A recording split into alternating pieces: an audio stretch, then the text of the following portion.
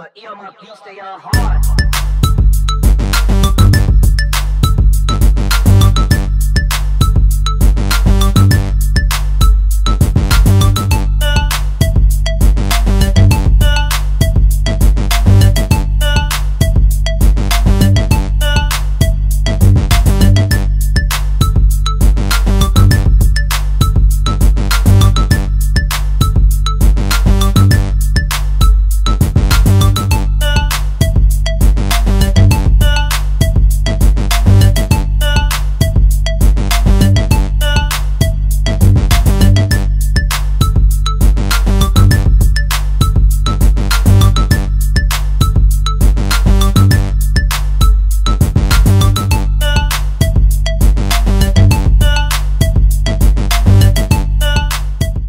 Hello, this is Bryan with the Black College Sports Network, and it's a pleasure to have an opportunity to be speaking with a group of individuals that are trying to make a difference in the lives of HBCU student athletes. First off, I've got joining me former HBCU coach as well as national champion with the North Carolina Tar Heels, 12-year NBA veteran, George Lynch, and his co-founder, Ms. Tracey Pennywell of HBCU Heroes.org, as well as national recording artist, hip-hop legend from No Limit Records, Mr. Serv-On.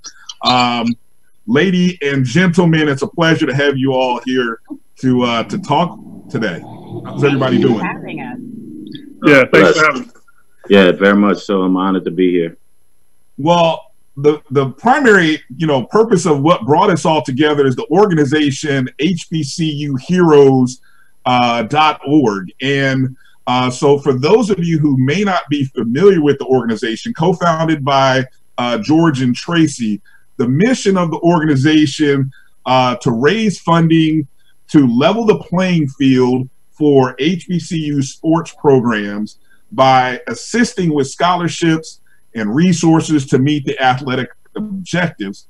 And one of my first questions, George and Tracey, obviously there are a lot of needs for HBCU student athletes as well as athletic programs, but right now we're in the midst of this COVID-19 pandemic, and it sort of brought an opportunity, a very specific opportunity for your organization.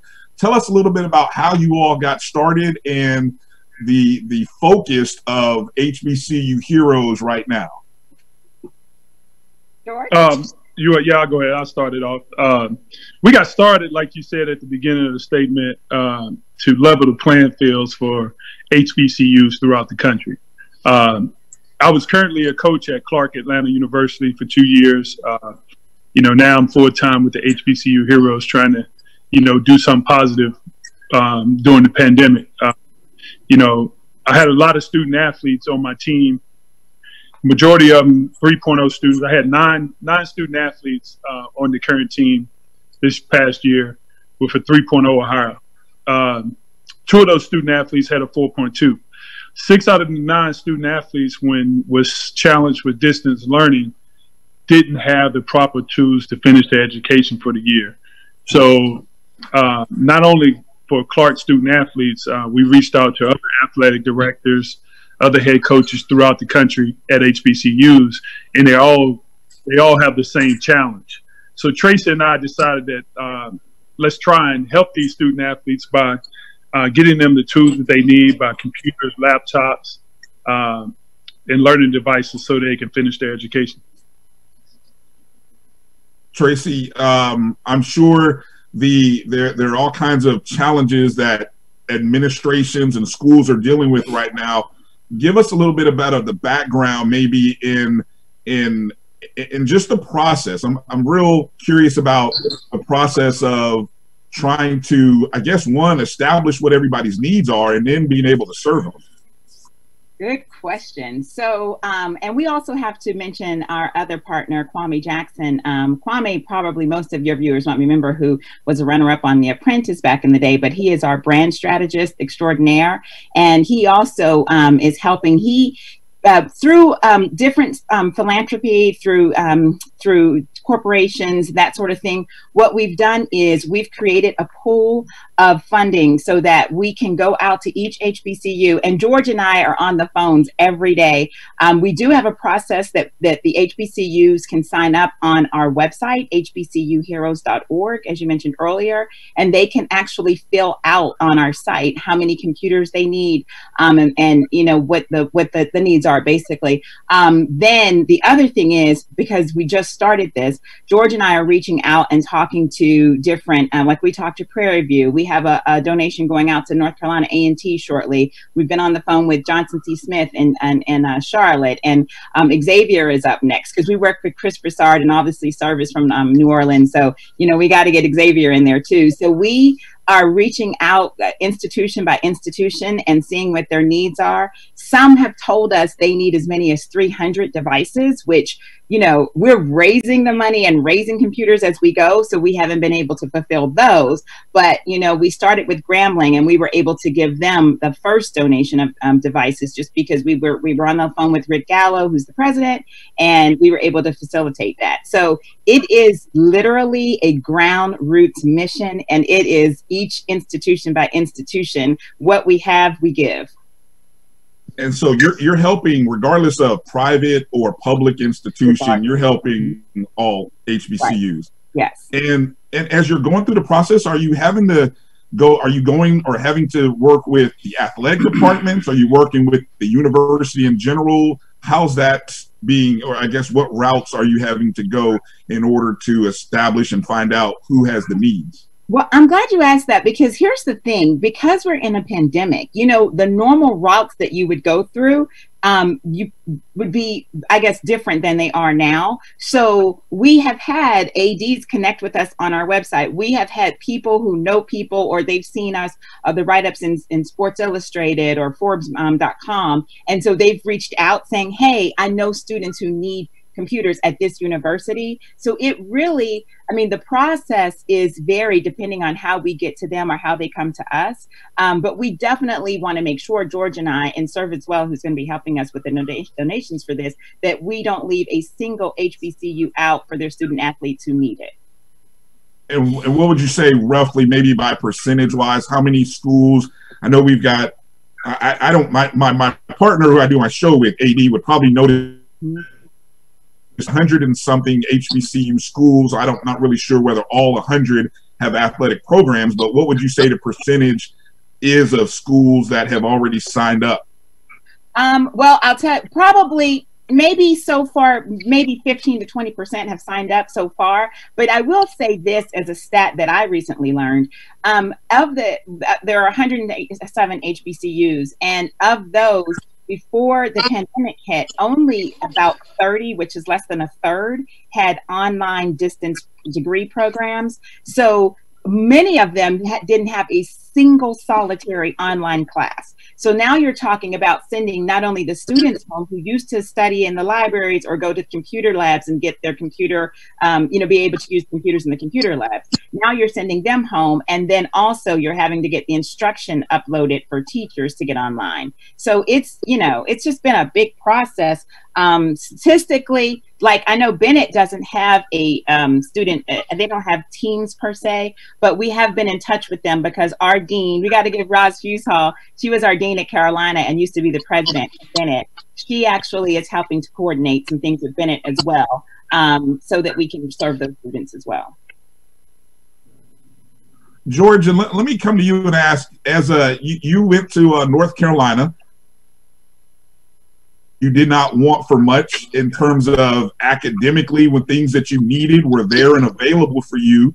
And then through your time in the NBA, how did you find your way into creating an organization that works with HBCUs? Well, you know, 2 years ago, not a lot of black coaches was getting the opportunity to become head coaches. Through the assistant coaches program with the NBA, I was given the opportunity to become the head coach at Clark Atlanta. And then, you know, you hear the stories like back in the 90s when I played, in the early 90s in the NBA, you know, all my teammates would talk about the great experience at Morris Brown, at Clark, at Morehouse, at Spelman when we played the Atlanta Hawks. And I've always had family in town, so I never got to go out and hang out with the guys when we had a day off, but I would always hear the stories. So when the opportunity came up to become the head coach at Clark, and I got to campus, my expectations of what the stories I was told was totally different from what I saw.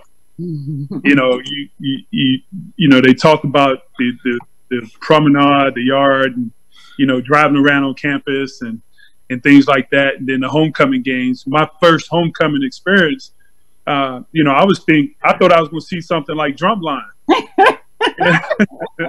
and when I got to the football game, you know, there was maybe 100 band members. You know, I was looking for 400 band members. So, because when I was at Carolina, I went to an A&T homecoming, and that was in the late 80s, early 90s, and I saw hundreds of band members and the whole experience. So I was looking forward to that, you know, every Saturday at Clark, and it wasn't there.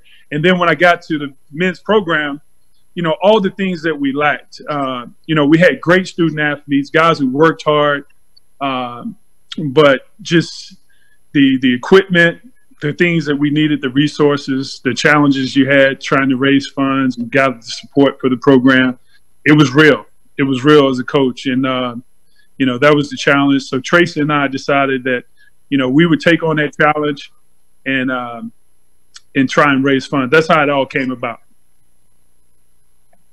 And you, through that prism of just your previous experiences and what you saw as you started at an HBCU, and I'm always curious about this because I'm always looking for and trying to find out what's the difference between on the basketball court between, you know, our HBCU programs and what we might say are the PWIs, you know, the UNCs or the NC States and programs like that, Georgia Tech in your own backyard. What's one or two of the things that maybe separate from a program wise, or what a coach needs that separates an HBCU program from a PWI program? If a coach at a HBCU had the full allotment of scholarships, then a student don't have to choose between, do I need to get a summer job to pay for my education, or do I have time to, you know, finish my studies? You know, if we take that burden off of students' back, because a lot of times, a lot of the students that go to HBCUs are first-time college students. You know, their parents didn't go to college. At least at Clark, the experience was majority of them, their parents didn't go to college. They were first time, and they were doing this on their own. And then because they had the passion to play basketball, a lot of them was just playing for the love of the game. Whereas if you go to a PWI, they have 15 to 13 full scholarships, so student athletes don't have to worry about paying for their tuition. Yeah, and so moving over, you know, just to ask you, Tracey, as you know, and I don't know, I guess maybe share with me whether it was George coming to you or you just in your daily conversations with George or even your other partner, when he comes to you and says, hey, I got an idea, I'm coaching over here at an HBCU, we need some funds. What kind of thoughts go into your mind and how to get this started? What are some of the immediate things that come to mind? I know you know the struggle, Bryan, so you know it was not pretty like that. No. So George and I went to Carolina together. I've known George since college. I moved to LA when George was in LA playing for the Lakers and have followed him throughout his career. We've been business partners for a while, working on other projects with different celebrities and that sort of thing. And so when he got the job at Clark, I actually had moved to Atlanta as well. And so we happened to be in the same city at the same time again. And then I started hearing him saying, we don't have enough money to purchase things like they didn't have a meal table at a training table at Clark, which in George is very, very, very, he's not only a winner, he's very competitive. And things for George, because he went to Carolina and played in the NBA, protein and eating meals that are healthy is vital. Like that in his daily life, that's who he is. So that transferred over to him making sure his team had good meals. And I think the general allotment is $7 a meal, something like that. I'm not saying for Clark, I'm saying in general. I think that's kind of the standard. And so he was putting in money for that. He was putting in money for shoes. He was putting in money when kids didn't have books. And I'm like, George, like, we got to do something about this. And so initially it came about me just seeing him over here saying, oh, I can't because I gotta do this now and I can't, you know? So that's how that came about. And then we combined our resources with different celebrities and athletes that we've worked with over the years. Like Takeo Spikes is one of our biggest supporters. We've got Chris Broussard, like I said, on board. We've got DL Hughley and Michael Blackson and Bill Bellamy and people who we've just worked with who have said, you know what, we'll donate and we'll help support. But because of that, we then knew, like George said, and he was going to Tuskegee and other schools that are legacy schools, and he would say, you know, their coaches are saying they need some support too. So it was all a support thing. You know, we just wanted to do it for HBCUs and not just only for Clark because the need was bigger than Clark. That's all. Okay. No, I totally understand that. Serv, let me come over to you for a second from a different perspective. You're in the New Orleans area. Your background in working with No Limit Records, who has a heavy foothold in New Orleans and just that whole Bayou community. What's your HBCU experience like in the music industry back when No Limit Records was standing on the top of the hills with Bad Boy and Death Row and all of those other music families? I mean, with No Limit, I mean, people got to understand, once we moved back to Louisiana from Oakland, you know, Pete decided that he wanted us in Baton Rouge, Louisiana, which, you know, was like 60 miles outside of New Orleans, because most of us from New Orleans and the dangers and things like that. And a couple of us were immature and hard-headed, you know, so we wanted to be in the streets or whatnot. And by being in Baton Rouge, Southern University was right there. Right. And so, you know, growing up, you know, the Bayou Classic in my city, you had a choice of, I would like to go to Southern, I like to go to, you know, Grambling, but I also had Xavier and Dillard in my city. So the experience was already there. And, you know, to go back before No Limit getting to Baton Rouge, Xavier University for us as artists, that was like saying, okay, for somebody in New York to say, okay, I'm getting to perform at Madison Square Garden, or you know what I'm saying, as a rap artist. Xavier University's Spring Fair was like that come up for you as an artist. And so, you know, you began hanging on campus, so you saw the HBCU life. And then when I jumped back with No Limit, we were on Southern campus because every day Master P required us to go play basketball together to build camaraderie. Whether you could play or not, you had to go. So we would be on, you know, and for me, I played ball, you know, all my life. That was my first love. So we would be on Southern campus. And for me, I would walk away when we wasn't playing, and I would just walk around the school. You know, and you would meet college students that really didn't have anything. And when you see Southern Band doing Mardi Gras, this huge, beautiful band, and then you go on this campus and the buildings look like they do, the dorms look like they do, you know, and these students really don't have much. And the basketball players, a lot of times, you know, we all go get something to eat, you know, and we never understood whether it was wrong or right. And it's like these kids didn't have much. So now you got them, they would be around us. So we start really understanding, like, what for me coming from the hood is like, you got a scholarship, you know, you playing ball, you okay. But then to experience it on two campuses, LSU campus, ball players didn't really want for anything. Mm-hmm. Southern campus, you know, and it was rough seeing it. So and we took a liking to Southern. And for me growing up, it was Xavier and Dillard having that like, you know, but seeing the rough parts of it, you know, and being married at one time to my ex-wife who went to Dillard. And I met her as a freshman on Dillard campus, and I saw firsthand where it's like, hey, you could come home here and study, you know, by my mom's house, you know, for the weekend, you know, and making sure she has something to eat and take back to campus. And even athletes that I met there on Dillard campus, you know, it was rough. They had their basketball shoes, but, you know, they didn't have other shoes, you know, tennis and things like that. So just to see it firsthand, it was something, you know, different. And then that was Xavier, but then going to being out in Baton Rouge with No Limit with Southern, and you're riding on this campus in these big time cars, you know, and these kids is like, they don't have nothing. And you looking at like Southern University, like greatest band in the land to me. And you would think, you know, in the Bayou Classic on TV, 44 million people watching it, but both of those schools are struggling, especially the athletic departments. You know, so it was something to see that put a change in me. And I got to imagine as you all toured the South, the country even, and especially in the South, you did a lot of tours on college campuses or in a lot of cities. I would imagine you saw sort of the same thing and heard the same experiences as well, right? Yeah, because, you know, a lot of times when you hit those cities, you know, especially with No Limit, we're yeah, of course, we were worldwide and we were huge. We're on top of the game, you know, we on top of everyone. But our blackness, you know, was always really deep and always on display, you know, meaning, you know, whether it's Master P on down to the lowest artists, once we hit a city, it was like, where the HBCU at? You know, we going on campus because, you know, that's where we wanted to be.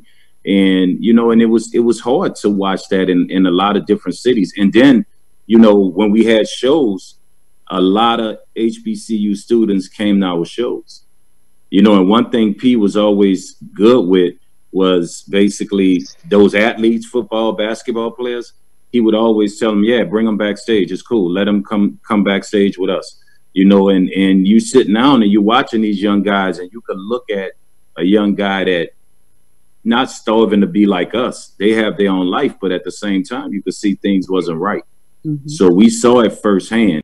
And the one thing I think we always made the mistake back then, you know, is that when we did things like we did, you know, saying, okay, they got HBCU in the city, let's give to them, you know, let's, you know, and that's the one mistake and some of the things I regret for not speaking up more, you know, with P, because he's the type that you show him that somebody black or something black or black business, because HBCU is a business, you know what I'm saying? Oh, it's a business.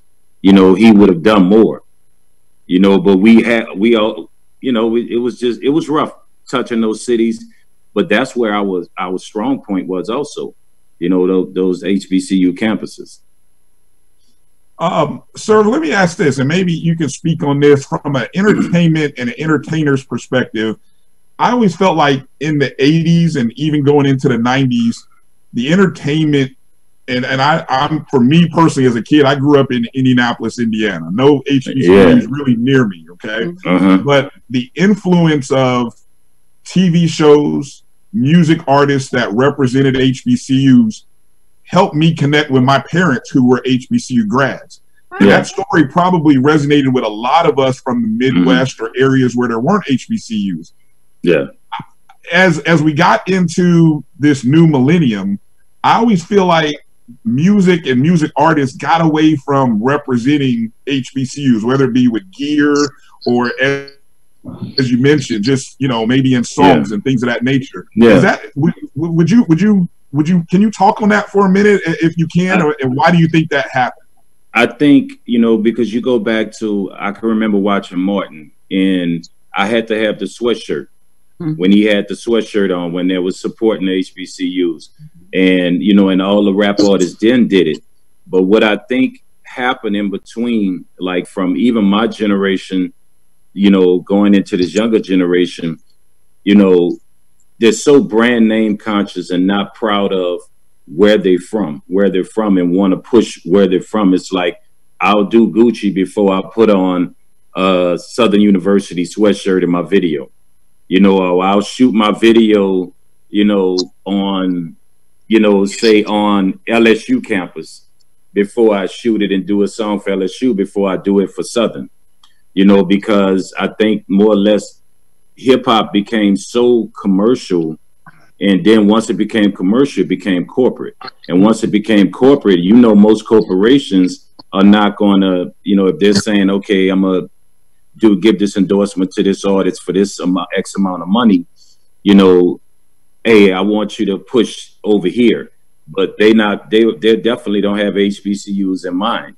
And I think also the money wise, you know, and we in a lot of within rap we lost our way a lot with money also, because you would perfect example, we just had a show in Chicago on the University of Chicago campus, right?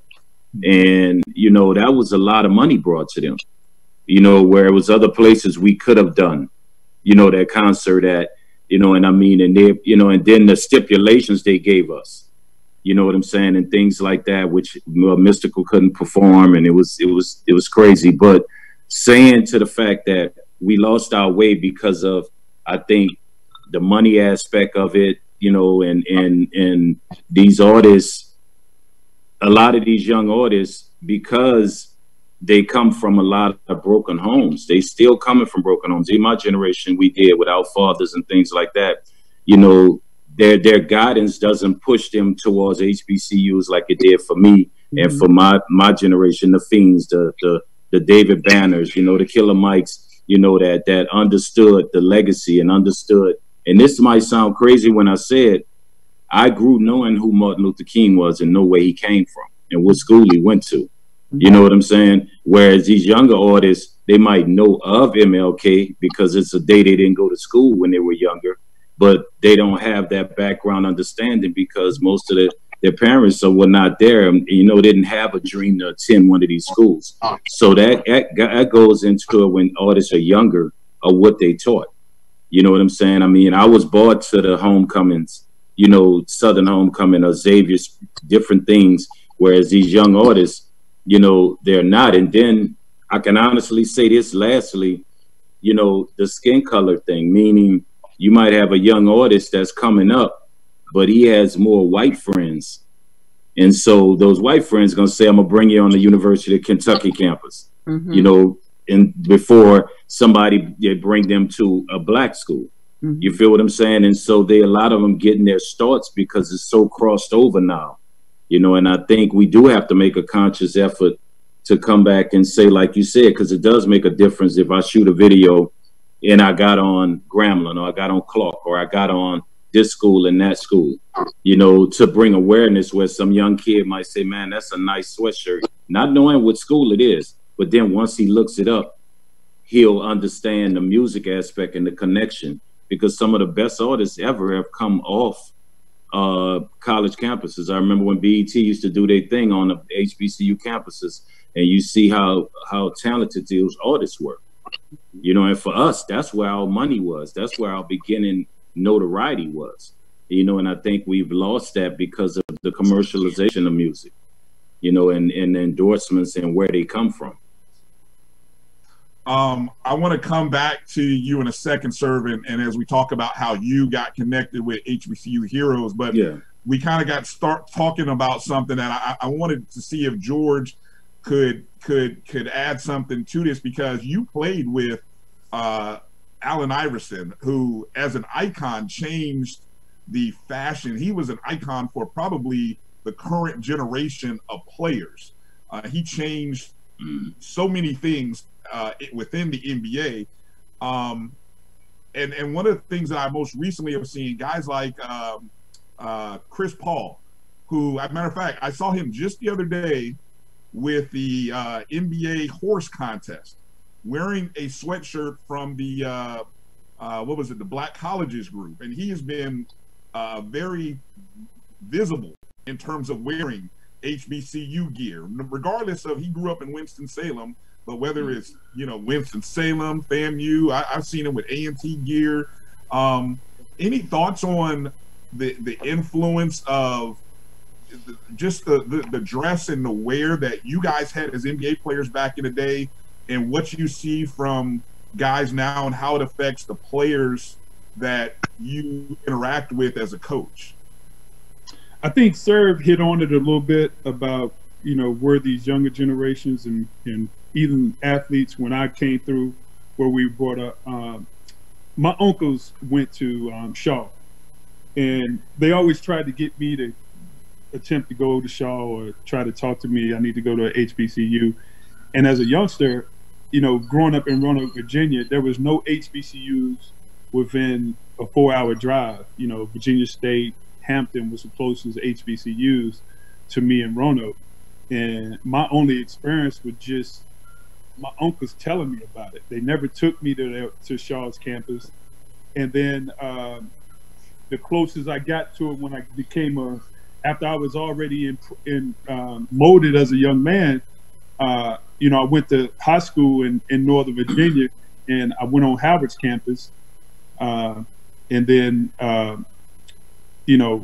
a professional athlete, like I said, going to Atlanta every year as being out west and then playing in the East, you get to go there twice a year. I really didn't get a chance to go on the campuses because I had family in Atlanta. So every time I went to Atlanta, I went to visit with family. So it's about how much can we get these younger kids to apply to HBCUs, take them on campuses. And I think the other thing is HBCUs have to do a better job of, letting people know about their campuses. Because the PWIs, the white universities, they sell their universities. They sell the best things that the university has to offer. And I think HBCUs, we have to do a better job of selling the best things about our university. Well said. Let me come to you, Tracey. You have been successful in your marketing and social media campaigns that you run for some major names in the business. How do we get HBCUs? How do we get your organization? What's your plan, or what are one of the two things that it's going to take in order to get HBCU Heroes on the minds and on the lips of everybody, especially to be able to help in this particular instance where we're trying to get laptops and other needs into the hands of student athletes, but just increase the exposure of the needs of HBCUs? Well, Bryan, that's a great question too, because for us, for Serv, George, and I, all three of us have in our networks, like you've heard Bryan talk about Master P, and George and Alan. I mean, AI, George actually introduced me to AI years ago, and I'm a huge fan of AI. And so is Serv, by the way. So Serv and I were talking about that yesterday, like people like that who can wear the t-shirts, that small thing is huge in the visibility and awareness for these younger generations to increase enrollment. But also, when you talk about the D.L. Hugleys and the Bill Bellamy's and the Michael Blacksons and people that I've worked with, even Mike Epps I've worked with, I think most of what's happening is, and you've heard it from these guys, they don't know what's happening on HBCU campuses.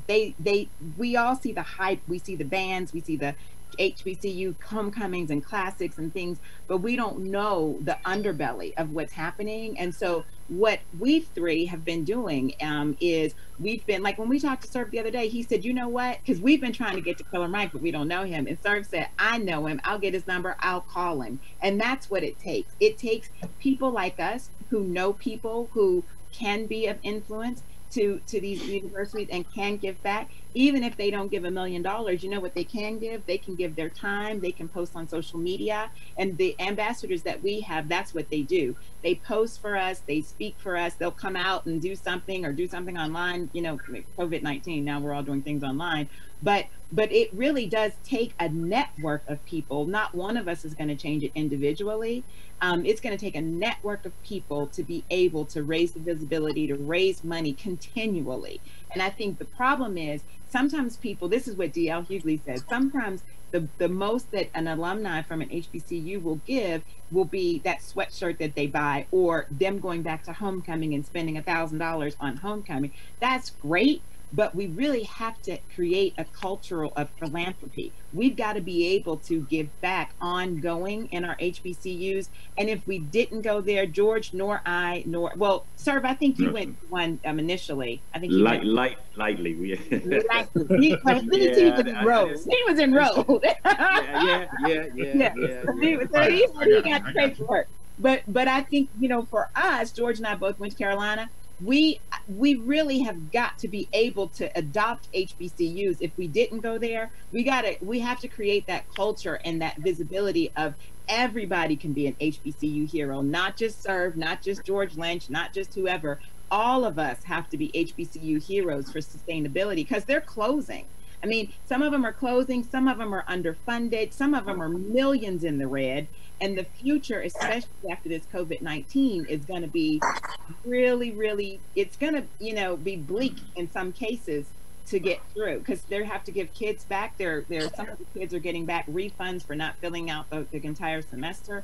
So it's going to take this grassroots efforts from all of us to be able to pitch in and do whatever it is, volunteer our time, our efforts, our money. Serv is doing his song, which we got to talk about. He's donating all the proceeds from HBCU for Life for this mission, so that we can raise more money for the computer drive and giving back. So that's really what it's got to take. It's got to take us all.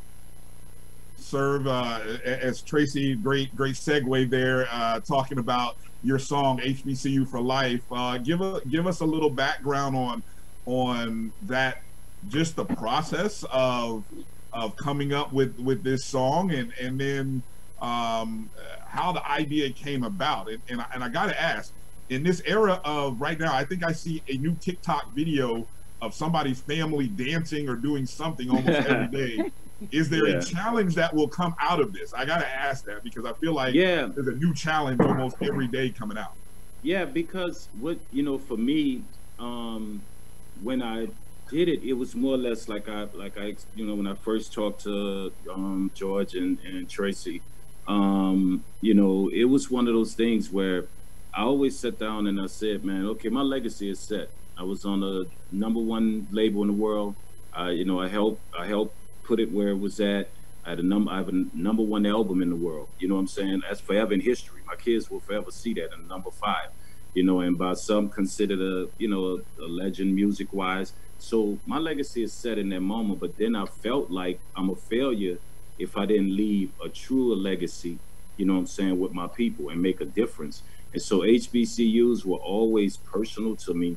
The culture, and it was almost an outlet for me being in New Orleans, getting away from things. So when, you sit down, for me, every day, and this is something Tupac said when we were around him for a brief moment before he passed. He was like, every day of your life is a song. So you don't have no reason why you can't do a song. Your life is a song. So, so I always, every day, regardless if I'm out there in the limelight, I do songs. And so I got this one beat, and long story short, I'm listening, and it comes on with, and all I could think about is these HBCU bands.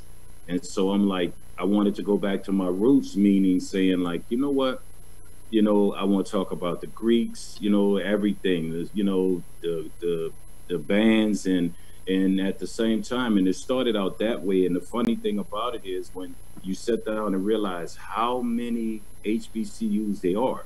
So now, usually I don't write. I freestyle. It's something, so many years in the business. And, you sit down, and now I got to actually pull my phone out like the young guys and type up these names like, okay, I'm forgetting Winston-Salem. I'm forgetting Tuskegee. I'm forgetting this. And now I'm putting... If you miss somebody, they will let you know. Yes, they will let you know. So when people hear the song, rappers will know what I did. Like, I'll throw other names of colleges on the ad-libs. But really, it was like, oh my God, I can't forget this university. I can't forget this one. I can't forget that one. And then once I start doing it, and at first it was like dealing with the Greeks and things like that, the Deltas, Vegas, everybody. So I want to make sure I put everybody in. And then something was like the pride. Like, I've always wished, that I graduated from an HBCU. I've been to the graduation. I've been to games. I've sat there, watched them singing their football games after it's over. their song and things like that, and the pride.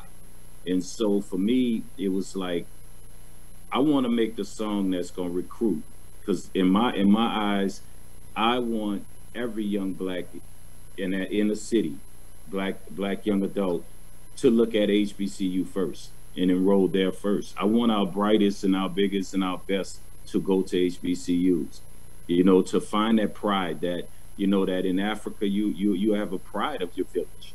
You know what I'm saying? So, and you're going to stay within that family structure. And that's what I really want. And I was looking, I'm like, what song do they have as a recruit?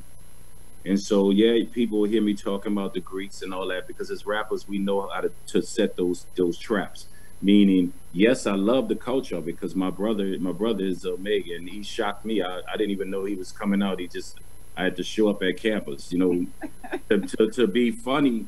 I wasn't seeing him, and our mom was like, "You need to go talk to your brother. Something ain't right. We're not seeing him." So I go, and he wouldn't let me in his apartment, in his house, or nothing. So finally, he was like, "You'll understand, in a few days." And then I go and watch him, come out for the first time as a Q, and it was like a jealousy, but a happiness, like damn, I wish I would have pursued it. You know what I'm saying? And so then I decided, like, the pride that I watched my friends that graduated have, and that's when you hear parts of the song saying, because I want them to know that it's more than Greek shows, it's more than bands. You know what I'm saying? It's the building of the family. If you hear what I say on the song, is I met my brother, I met my sister. You know what I'm saying? I got a college degree. You know what I'm saying? And it always followed me, no matter where I'm at. HBCU, you always with me, because all my friends, they could be somewhere. We could be in Miami, and they could see a guy from Norfolk State, and he went to Hampton, and next thing you know, they going at it, the pride. So that song, and then I decided, well, it's like, what can I do with it? And what I want to do is, like, what? And my thing was to put it out to raise money, and hopefully help and give it to them. And not because I don't worry about having shine anymore. I was on the #1 label in the world. People know who I am. So it wasn't me doing it as an artist, like, I'm gonna put it on and I know they're gonna love it. You know what I'm saying? It was a deeper meaning to it. And so, and I think that's where it came about, but I was holding on to it and didn't know what to really do with it. And when I went on a friend of mine's page, Michelle E. Thomas, which is a huge friend who I call, my sister, and I read through it. And the funny part about it is, I read like George Lynch, but I didn't even put together that this was one of my favorite Carolina basketball players of all time. So when he sent me the friend request, yeah, I've been around a lot of celebrities, but basketball players and Carolina basketball players is a little different to me. So it was like losing it, like taking a picture, and George don't know this, only Tracy know this. I took a picture of his friend request picture and sent it to my multi-platinum producer, KLC, who's done all Ludacris Move songs, everybody, after Mother Hitters, I can't say it like you don't want to say, but he's a character. And when I sent it to him, this how big it was to us. He lost his mind. Like, he was like, oh, man, you talked to him? I'm like, yeah, man, I haven't talked to him yet. You was gonna do the rapper extra live thing. Yeah, man, we talk with good friends, but nah, but so then realizing that he went to UNC and he's putting everything into HBCUs, so I knew it was, I have to do what I have to do. That's like me saying I'm gonna turn my back on what made me, being black, and HBCUs and the rhythm and the bands. And I'm from New Orleans. Bands mean everything. And, the high school I went to, it was like Southern band was like in New Orleans. That's a way out. If you're in a band in high school, you go to HBCU and be in their band. That's another way out, And so, to me, it was my responsibility as a black man. That's HBCUs are our personal village that has our brightest and best. And, from athletes, student athletes to just period. And, we have to, as entertainers, if we calling ourselves and we so black excellence or whatever we're not, and we don't come back and make sure the one place that will accept our kids, the HBCUs will accept even a kid that might not have the greatest grade point average.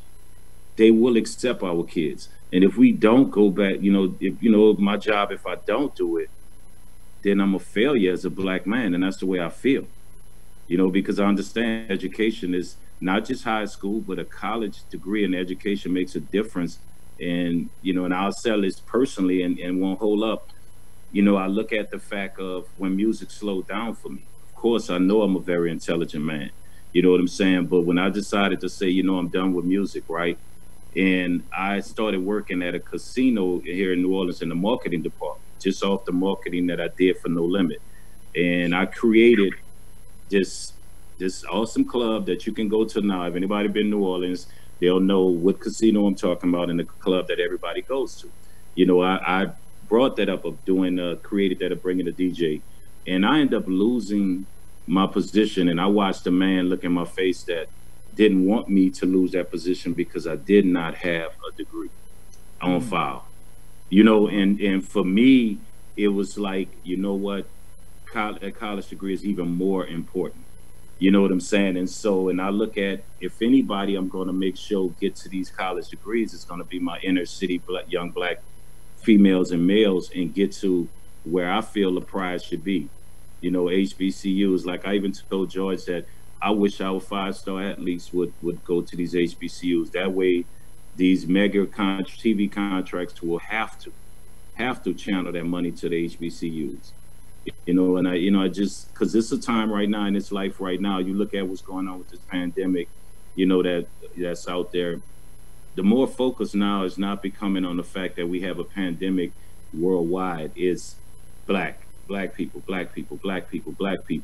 And it's almost like I feel like we're going to be pushed and become that pariah or that face of COVID-19, and so we have to stick together, and our best and brightest are in some HBCUs where that cure might be there. But if they don't have those tools that they need, then, how long will our community suffer? And so all of this is so much, is very important to me. That these HBCUs, these kids, these student athletes, they get what they have to have. And even the campuses, as you go on, that they get what they need. And like George said, the scholarships and things like that, the money to be there, and the tools they need is so important right now, because, we have a saying at No Limit, we all we got.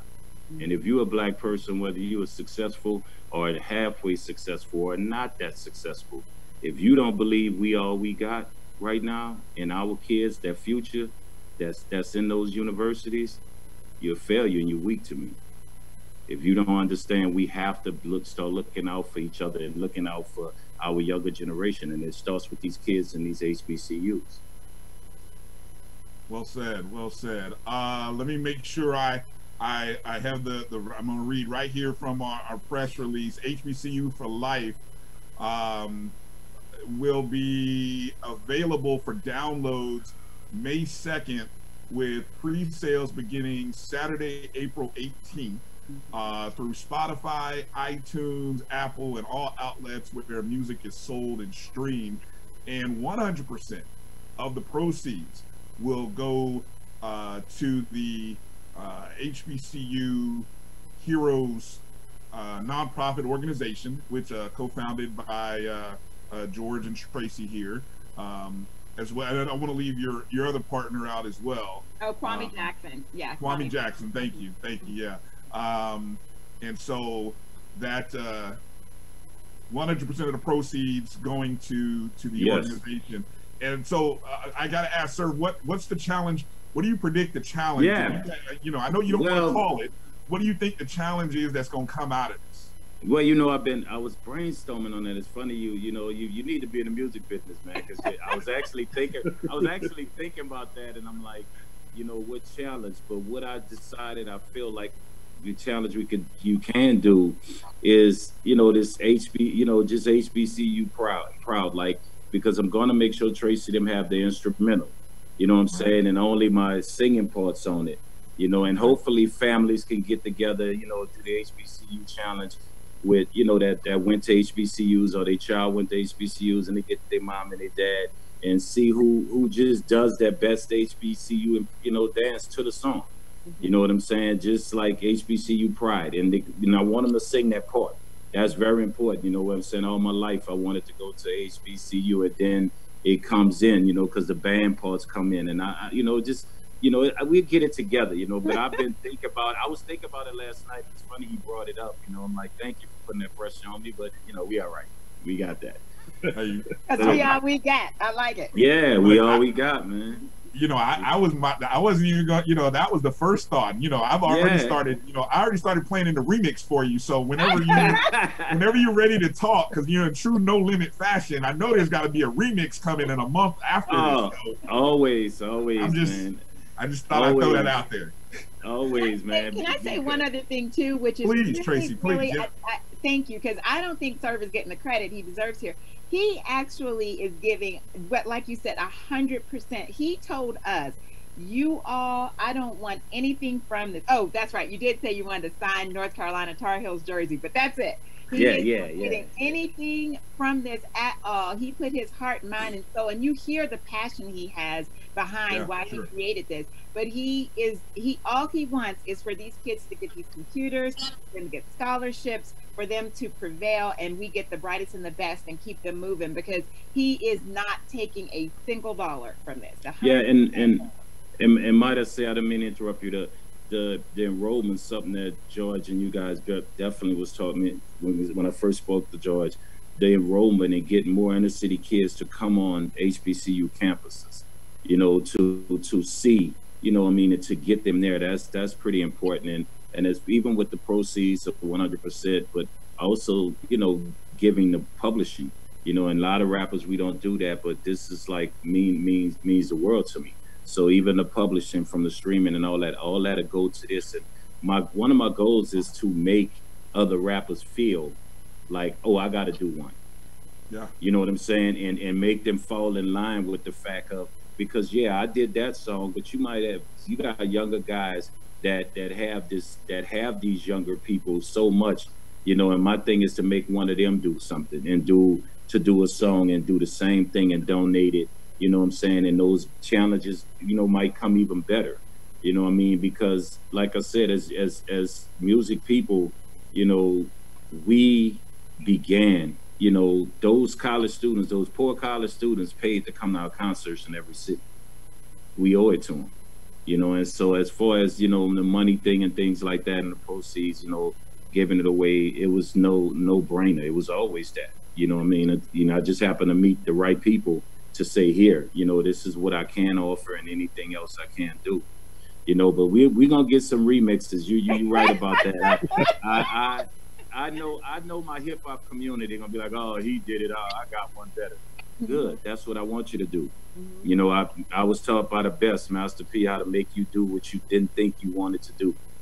You know what I'm saying? And that's like even the students on campuses.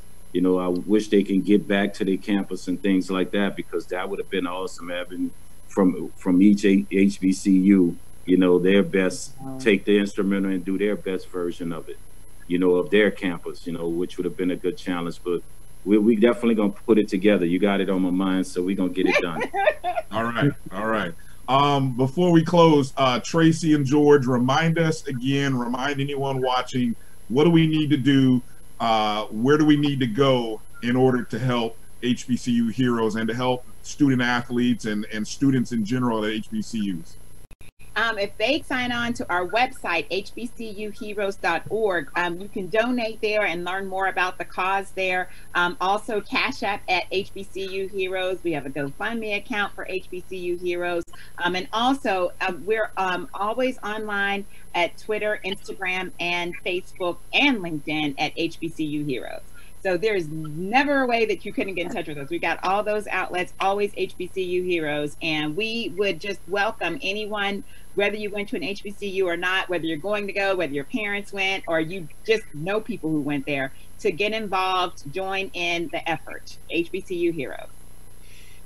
And so we're also, I mean, I know we want funds. Are we also accepting laptops as well, laptops and tablets as well. Yes, is that what gently used? We like to say gently used because there's so many students without student athletes. The reason we're focusing on student athletes, by the way, is because obviously from George's, from where he came and from what he's seen personally with his athletes, but it's a smaller portion. There are students as well out there who don't have computers, but we couldn't do the entire 107 campuses who didn't have, you know what I mean? We had to draw the line somewhere. So student athletes, we can use gently used laptops, gently used tablets to help support this cause. We can use financial contributions to help support this cause. If you know of someone who is an HBCU person who is high up in a company that might be willing to make a donation, connect us. We can use resources as well. It takes a village, like you said, sir. Yeah, definitely. Yes, ma'am. Yeah, George. Any final words? We have it.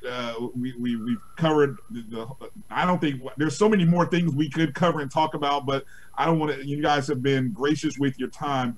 Well, y'all got to have us back then. That's what that means. Oh, for sure. Yeah, I mean, anything we can do to help publicize, we surely will. Yeah, because you're gonna lead the challenge, man. We're gonna get your video. Since you brought it up, you got to do the first one. That's Bryan. You're gonna got you. I just like to say there's a lot of student athletes out there that's dependent on your support. Their families are dealing with this, COVID-19, not being able to work, and our support means a lot. Well said. Well said. We all we got. I like the no limit slogan. We all we got. I like that.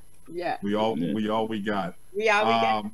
Yeah. No, I appreciate you guys, George, Tracey, Serv, HBCU Heroes.org is the website, and all over social media, the Cash App, donations. We'll even take what was the phrasing on the laptop again? Not like if it's 10 years old, gently used. Gently used. We prefer if it has Windows 10 operating system. There you go. Must have Windows 10 operating system, please. Thank you for your time, and anything we can do to continue to promote. Let me plug the song one more time. HBCU for Life. Will be debuting Saturday, April 18th, online through Spotify, iTunes, Apple, all outlets where you can stream and purchase. All 100% of the proceeds going to HBCU Heroes. And then May 2nd is when it'll be available for download. And so we'll be looking forward to that. I'm going to jump in here. We'll be encouraging our HBCU community. All the teams are out there. I've seen soccer teams kicking toilet paper around. I've seen doing all kinds of basketball players, volleyball players. This is the song that you guys will need to be making videos to in May. Graduation videos, everything. Yes. All of that. Perfect time for that song to drop. So and Bryan, again, Serv, George, Tracey, thank you for your time. I sound like my producer was trying to jump in there. Roy, were you trying to jump in there? I was. I know he hates me doing this, but we all we got. We actually have been given the permission by Serv and Tracey that we can actually premiere the song via this broadcast.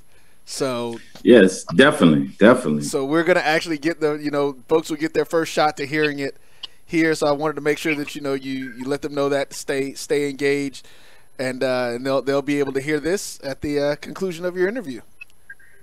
All right. Are you playing the whole song, or you only give them like a minute 30-second taste of it, right? You're not giving them the whole song, are you? Nah, I thought we were gonna premiere the whole thing, sir. That's on you. We're gonna do the whole thing, sir. We're good to do the whole song. That's up to you guys. Look, it's in y'all hands now. You're a musical creator, so you got it. It's all you. I mean, right. I think it's up to you guys. You guys, you know what I'm saying? However you want to do it, it's in you guys' Okay, well, let's do the whole thing then. I guess we'll do the whole thing. Let's do it. All right. Well, there it is. We'll debut the entire song for you to listen to and start working on. I'll start figuring out my challenges and go on from there after listening to it. Yeah. So, again, thank you again for your time.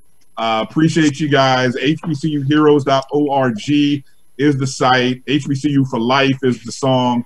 And let's try to make a difference in the lives of our student athletes, and let's take care of our HBCU students and our HBCUs in general with whatever resources we have available. All right. We all we got. That's it.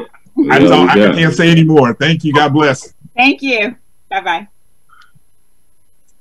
I say all my life I wanted to go to a HBCU and now I'm here. I say all my life I wanted to go to a HBCU and now I'm here. When you hear the band play, you know it's on. From them high snare drums to them perfect French horns. I'm talking SU, I'm talking GSU, I'm talking JSU, all the way to FAMU.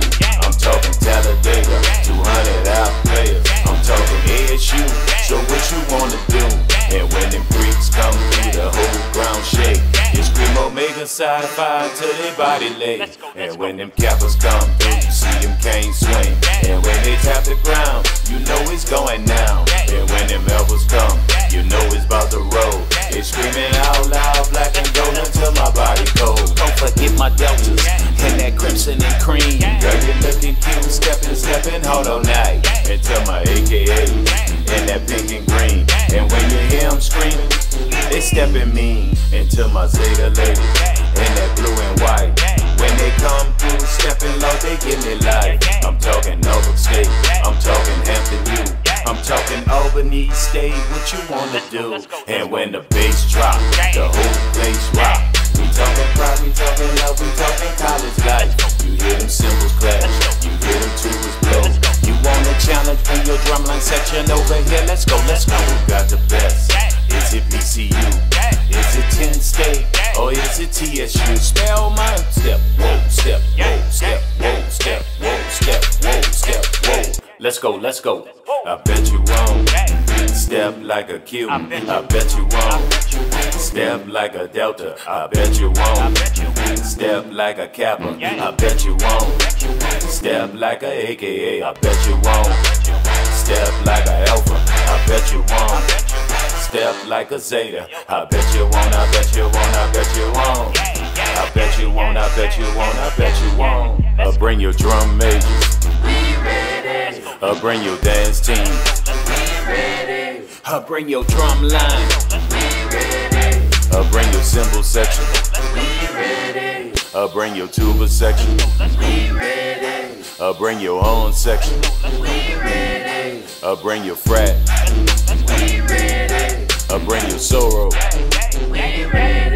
I say all my life I wanted to go to a HBCU and now I'm here. I say all my life I wanted to go to a HBCU and now I'm here. We talking SES, we talking Howard U, we talking Morgan State, we talking PDU, we talking Morehouse, we talking Morris Brown, we talking XUND, they stepping too. We talking Mississippi Valley and Elkhorn, we talking Tuskegee and Savannah State, we talking Clark and Atlanta, A&M and Alabama, NC Central, Winston-Salem State, make the ground shake. All my life I wanted to